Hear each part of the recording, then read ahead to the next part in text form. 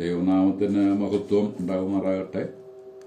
ഇന്നുവരെ ജീവിപ്പാൻ ദൈവം തന്ന ഉപകാരങ്ങളെ ഓർത്ത് സ്തോത്രം ചെയ്യാം. ഞാൻ കുര്യൻ എം ചാക്കോ.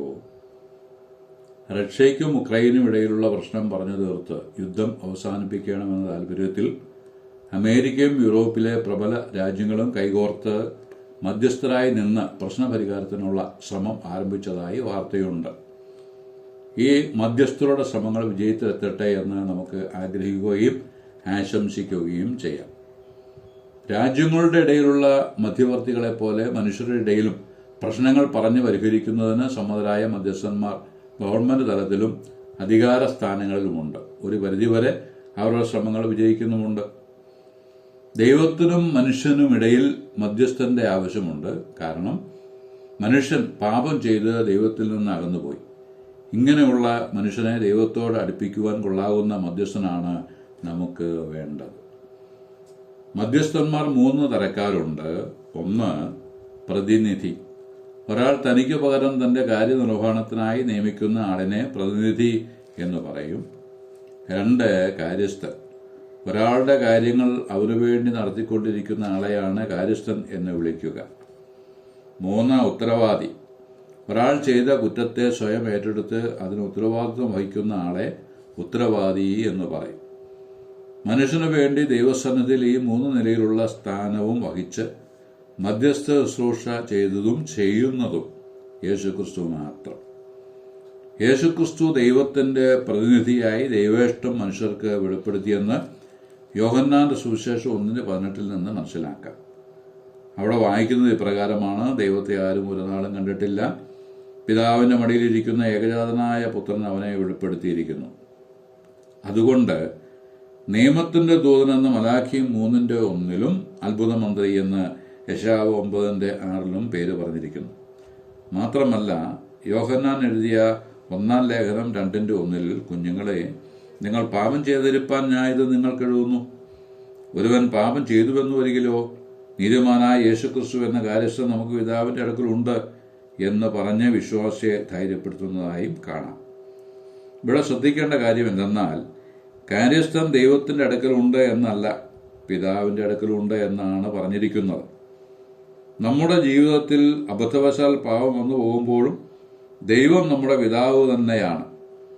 പാപം വിശ്വാസിയുടെ ജീവിതം, ആ ദൈവികമായിരിക്കുന്ന കൂട്ടായ്മ അതിന് ഉലച്ചിൽ വരുത്തുന്നു. എന്നാൽ പിതാവ് ആയിട്ടുള്ളതായിരിക്കുന്ന ബന്ധത്തിന് യാതൊരു ഉലച്ചിലും വരുന്നില്ല. ആ ബന്ധത്തെ ഇല്ലാതാക്കുന്നും ഇല്ല.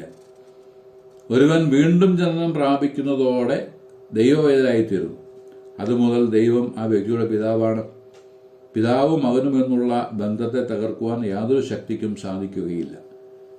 പിതാവിൽ നിന്ന് ജനിച്ചു എന്ന ഏക കാരണത്താൽ അവൻ എന്നും മകൻ തന്നെ. നീതിമാനായ യേശുക്രിസ്തു അത്രേ നമ്മുടെ കാര്യസ്ഥൻ. നീതിമാനായ ഒരുവൻ നമുക്ക് വേണ്ടി വാദിക്കുന്നുണ്ട് എന്നുള്ളത് മഹത്തായ ഒരു കാര്യമാണ്. ഒരു ദൈവ പൈതലിനെ അവനെതിരെ സാത്താൻ ആരോപണങ്ങളുമായി വരുന്ന ഏത് സാഹചര്യത്തിലും കാൽവറിയിൽ നിവർത്തിക്കപ്പെട്ട യാഗത്തെ ചൂണ്ടിക്കാണിച്ചുകൊണ്ട് കർത്താവ് പറയും, ആ കുറ്റം എന്റെ കണക്കിൽ പെടുത്തിക്കൊള്ളുക എന്ന്. ദൈവത്തിന്റെയും മനുഷ്യരുടെയും ഇടയിൽ നിൽക്കുവാൻ കഴിവുള്ളവൻ ദൈവവും അപ്പോൾ തന്നെ മനുഷ്യനുമായിരിക്കണം. അങ്ങനെയെങ്കിൽ മാത്രമേ ദൈവത്തോടും മനുഷ്യരോടും ബന്ധപ്പെട്ട് ആശയവിനിമയം നടത്തുവാൻ കഴിയൂ. യേശുവിന്റെ ഐഹിക ജീവകാലത്തെ യാത്രാവേളയിൽ വഞ്ചിയിൽ കിടന്ന് താൻ ഉറങ്ങിയതായും തനിക്ക് വിശന്നതായും താൻ കണ്ണുനീർ വാർത്തതായും വായിക്കുന്നുണ്ട്. ഈ നിലയിലുള്ളതായ പ്രയോഗങ്ങൾ തന്റെ മനുഷ്യത്വത്തെ കാണിക്കുമ്പോൾ മരിച്ചവരെ ഉയർപ്പിച്ചു, വെള്ളം വീഞ്ഞാക്കി, രോഗികളെ സൗഖ്യമാക്കി, ഉയർത്തെഴുന്നേറ്റു തുടങ്ങിയുള്ള അനവധി അത്ഭുത പ്രവൃത്തികൾ തന്റെ ദൈവത്വത്തെ വ്യക്തമാക്കുന്നവയും ആണ്. ഈ നിലയിൽ ദൈവത്വവും മനുഷ്യത്വവും വെളിപ്പെടുത്തിയവൻ ചെയ്ത കാര്യം തിമോഥെയോസിന് എഴുതിയ 1 ലേഖനം 2:5 വായിക്കുന്നുണ്ട്. ദൈവം ഒരുവനല്ലോ, ദൈവത്തിനും മനുഷ്യർക്കും മധ്യസ്ഥനും ഒരുവൻ, എല്ലാവർക്കും വേണ്ടി മറുവിലയായി തന്നെത്താൻ കൊടുത്ത മനുഷ്യനായി തീർന്ന ക്രിസ്തുയേശു തന്നെ. യേശു കർത്താവ് എപ്പോഴെല്ലാം ലോകത്തിൽ പ്രത്യക്ഷപ്പെട്ടിട്ടുണ്ടോ അതെല്ലാം മനുഷ്യ നന്മയെ കരുതിയായിരുന്നുവെന്ന് വ്യക്തം. അത് വിവരിപ്പാൻ ഇപ്പോൾ സമയമെടുക്കുന്നില്ല. എബ്രായ ലേഖനം 9:24 മുതൽ 28 വരെയുള്ള ഭാഗത്ത് ക്രിസ്തുവിന്റെ 3 വിധ പ്രത്യക്ഷത കാണുന്നു. 26 വാക്യത്തിൽ അവിടുന്ന് സ്വന്തം യാഗം കൊണ്ട് പാപപരിഹാരം വരുത്തുവാൻ ഒരിക്കൽ പ്രത്യക്ഷനായി. അത് പാപത്തിന്റെ ശിക്ഷയിൽ നിന്ന് നമ്മെ രക്ഷിക്കുവാൻ ഭൂമിയിലേക്ക് വന്ന വിവരമാണ് സൂചിപ്പിക്കുന്നത്. രണ്ടാമത്തെ പ്രത്യക്ഷത 24 വാക്യത്തിൽ വിവരിക്കുന്നു. ഇപ്പോൾ നമുക്ക് വേണ്ടി ദൈവസന്നിധിയിൽ പ്രത്യക്ഷനാകുവാൻ സ്വർഗത്തിലേക്ക് അത്രയേ പ്രവേശിച്ചത്. ഈ പ്രത്യക്ഷതയാണ് ഓരോ വിശ്വാസിയുടെയും അനുദിന ജീവിതത്തിന്റെ വിജയ രഹസ്യം. നമ്മുടെ ശ്രദ്ധ കൊണ്ടും നിശ്ചയദാർഢ്യം കൊണ്ടും വിശ്വാസത്തിൽ നിലനിൽക്കുന്നു എന്ന് മനസ്സിലാക്കി വെച്ചാൽ തെറ്റി. അവിടുന്ന് നമ്മെ വീഴാതെ വണ്ണം താങ്ങുന്നത് കൊണ്ടാണ് നിലനിൽക്കുന്നത് എന്ന് ഓർമ്മയിൽ വെക്കണം. യൂദായുടെ ലേഖനത്തിൽ വായിക്കുന്നത് പോലെ വീഴാതെ വണ്ണം നമ്മെ സൂക്ഷിച്ച് തന്റെ മഹിമാസന്നിധിയിൽ ആനന്ദത്തോടെ നിർത്തുവാൻ കഴിവുള്ളവൻ കർത്താവായ യേശു ക്രിസ്തുവാണ് എന്ന് വായിക്കുന്നുണ്ട്. കർത്താവ് നമ്മെ പാപത്തിന്റെ ശക്തിയിൽ നിന്ന് വിടുവിപ്പാൻ ദൈവസന്നിധിയിൽ ചെയ്യുന്ന ശുശ്രൂഷയെ ഓർത്ത് സ്തോത്രം ചെയ്യാം. ഈ ശുശ്രൂഷ നമുക്ക് വേണ്ടി പിതാവിന്റെ സന്നിധിയിൽ നമ്മുടെ മധ്യസ്ഥൻ നിർവഹിക്കുന്നത് കൊണ്ടാണ് നാം വിശുദ്ധരായിരിക്കുന്നത്. യോഹന്നാന്റെ 1-ാം ലേഖനം 2:1 പറയുന്നത് പോലെ, അബദ്ധവശാൽ പാപം ഒരുവനിൽ വന്നുപോയെങ്കിലോ നീതിമാനായ യേശുക്രിസ്തു എന്ന കാര്യസ്ഥൻ നമുക്ക് പിതാവിന്റെ സന്നിധിയിലുണ്ട് എന്ന ബോധത്തോടുകൂടി ജീവിക്കുക. അവിടുന്ന് ക്രൂശിൽ ചൊരിഞ്ഞ രക്തം എല്ലാ പാപവും പോക്കി മനുഷ്യനെ ശുദ്ധീകരിപ്പാൻ പര്യാപ്തമാണ്. കൂടാതെ എബ്രായ ലേഖനം 12:24 ഹാബേലിന്റെ രക്തത്തെക്കാൾ ഗുണകരമായി സംസാരിക്കുന്ന പുണ്യാഹ രക്തത്തിനും അടുക്കലത്രയേ നിങ്ങൾ വന്നിരിക്കുന്നത് എന്ന് വായിക്കുന്നു. യേശുവിന്റെ വിലയേറിയ രക്തം ഹാബേലിന്റെ രക്തത്തെക്കാൾ എത്രയോ ശ്രേഷ്ഠമാണ്. യേശുവിന്റെ രക്തമാണ് നമ്മെക്കുറിച്ച് ഗുണമായി സംസാരിക്കുന്നത്. പുണ്യാഹമായി രേഖപ്പെടുത്തിയിരിക്കുന്നതും യേശുവിന്റെ രക്തത്തെയാണ്. ആ രക്തമാണ് മനുഷ്യനെ ശുദ്ധീകരിപ്പാൻ ശക്തിയുള്ളത്. ഹാബേലിന്റെ രക്തമാകട്ടെ പ്രതികാര ചിന്തയുള്ളതും അതിനായി നിലവിളിക്കുന്നതുമാണ്. ക്രിസ്തുവിന്റെ രക്തം വിളിച്ചു പറയുന്നത് കരുണ, ക്ഷമ, സമാധാനം എന്നാണ്.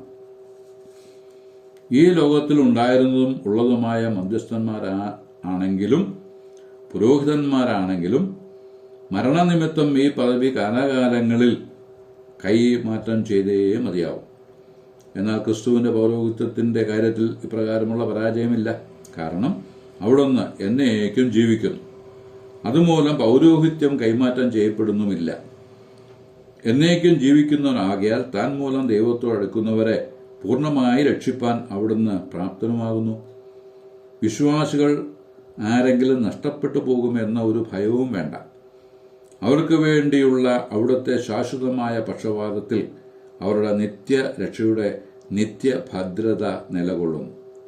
അവർക്ക് വേണ്ടി ദൈവത്തിന്റെ വലതുഭാഗത്ത് അവിടുന്ന് ചെയ്തുകൊണ്ടിരിക്കുന്ന ശുശ്രൂഷ മരണം മൂലം ഒരിക്കലും തടസ്സപ്പെടുകയേയില്ല.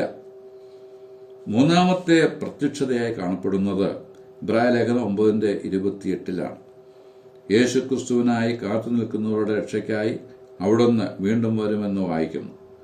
തന്റെ ജനത്തെ സ്വർഗീയ ഭവനത്തിലേക്ക് ചേർക്കുവാൻ അവിടുന്ന് വീണ്ടും വരും. അവരുടെ രക്ഷയുടെ പൂർത്തീകരണമായിരിക്കും അത്. പാപ സാഹചര്യത്തിൽ നിന്ന് തന്നെ തന്റെ ജനത്തെ വിടുവിച്ച് തേജസ്കരിക്കപ്പെട്ട ശരീരത്തിന് ഉടമകളാക്കി ക്രിസ്തുവിന്റെ കൂടെ എന്നേക്കും ഇരുത്തുന്ന ആ മനോഹര ചിന്തയാൽ ശേഷിക്കുന്ന നാളുകൾ കഴിപ്പാൻ ദൈവമായ കർത്താവ് എന്നെയും നിങ്ങളെയും ധാരാളമായി സഹായിക്കട്ടെ എന്ന് ആശംസിച്ച് പ്രാർത്ഥിച്ച് വാക്കുകൾക്ക് പൂർണ്ണവിരാമം കുറിക്കുന്നു. ദൈവനാമം മഹത്വപ്പെടുമാറാകട്ടെ.